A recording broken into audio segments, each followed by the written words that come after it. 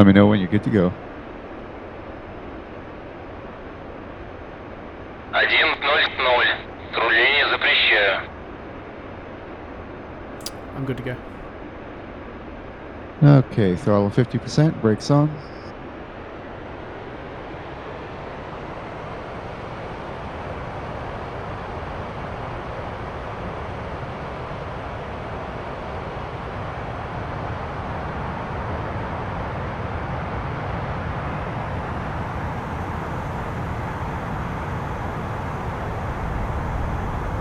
Rotate.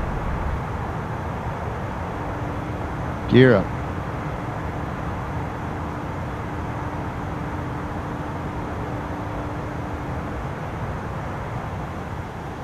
Now to our left you can see the X runways with all our targets on it. I see.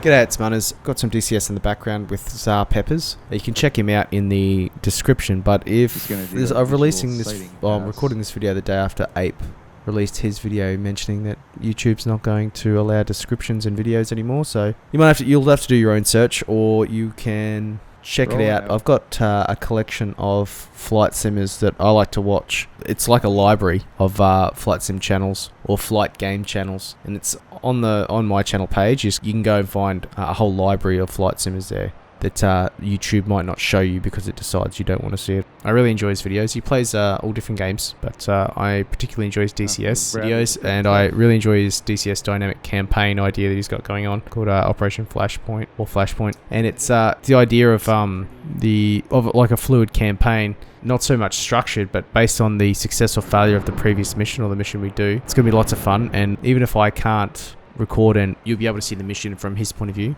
on his channel, which I recommend you would do anyway if you do enjoy this new series coming up, or this new bunch of videos coming up. We won't always be utilising the same aircraft, so we'll have different roles.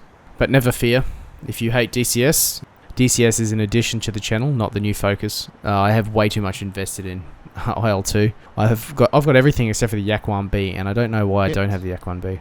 I do fly Russians, believe it or not. The reason why you haven't seen IL-2, what prompted me to release that video, thanks for all your comments by the way, when I did, is because I had all my replays corrupted. So I was working on a video with a mate using Bismarck's latest IL-2 tactic, the actual IL-2 aircraft. It's ground attack tactics that it employed against convoys and other things like that, approaching in a staggered file formation or a staggered trail, then zigzagging or rolling through the target. So I was going to do a cinematic proof of concept for that, just because I thought it'd be really interesting to employ realistic tactics into the game, as opposed to just doing whatever you need to do to defeat the AI AAA gunners. Which brings me to the purpose of the video. Everyone in our kind of community that plays flight sims, whether it be World War II, World War I, modern day or Cold War era aircraft, wherever your interests lie, we all have a interest in history and in varying levels. And I just want to bring your attention to a date that's coming up. It's a rather obscure date, but it was a rather big date in my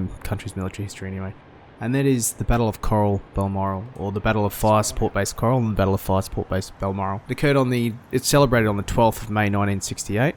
And I encourage you to have at least a quick look at the wiki page or something. It's interesting to see, especially if you're American and you always wondered what the fuck was the rest of the world doing during Vietnam while we were ridding the world of the communist scourge. And so there's an answer there. It was the largest battle of the Vietnam War for Australians, and it involved, to be scientific, a metric fuck ton of fire support, offensive fire support from New Zealand artillery, American Cobras, even the C-47 DC-3 Spooky with his 20mm was involved, American heavy artillery, and of course there was direct fire or artillery used in direct fire role, because we were overrun, counter penetration was deployed. It was a pretty impressive battle, but it was the largest single event for Australians in the Vietnam War. To put it into context, overall, it was 2 infantry battalions with support against a entire NVA division, the 7th Division, as opposed to Long Tan, which occurred on the 18th of August 1966, which was a regiment. So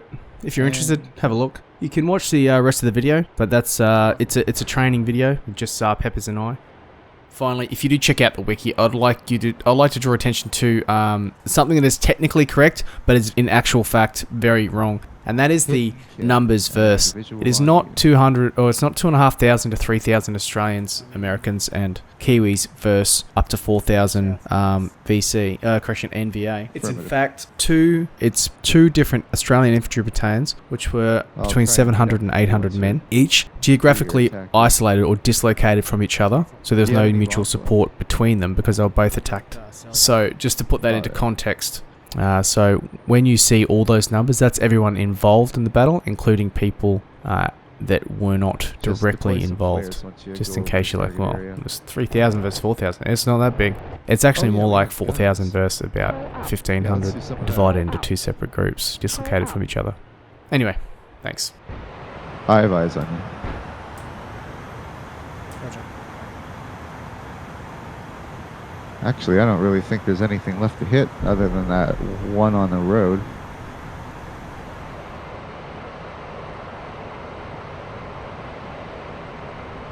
I think those are, I forget what they're called, a troop carrier.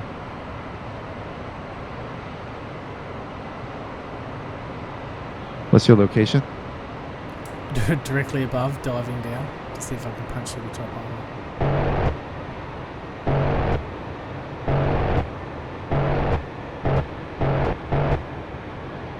Guns dry. Overgy, overgy, That's a kill. overgy, overgy, Alright, let's head back to base. overgy. Want to deploy some flares?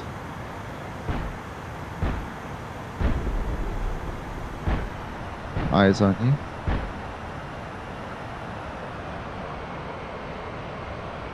Oh, that was a pretty good run. It was efficient. Got everything. It was extremely efficient. 1-0-0. Заруливайте на стоянку.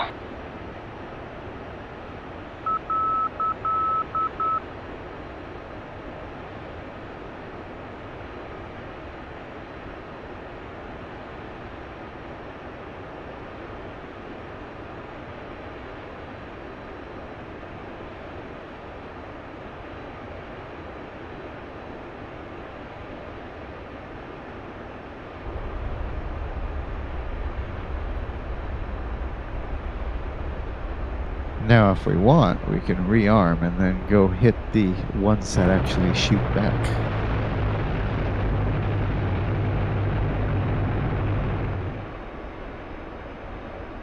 Although it's discouraged. On multiplayer servers anyways. Yeah, it's one of the first things I read in the briefing. 1-0-0. Заруливайте на стоянку.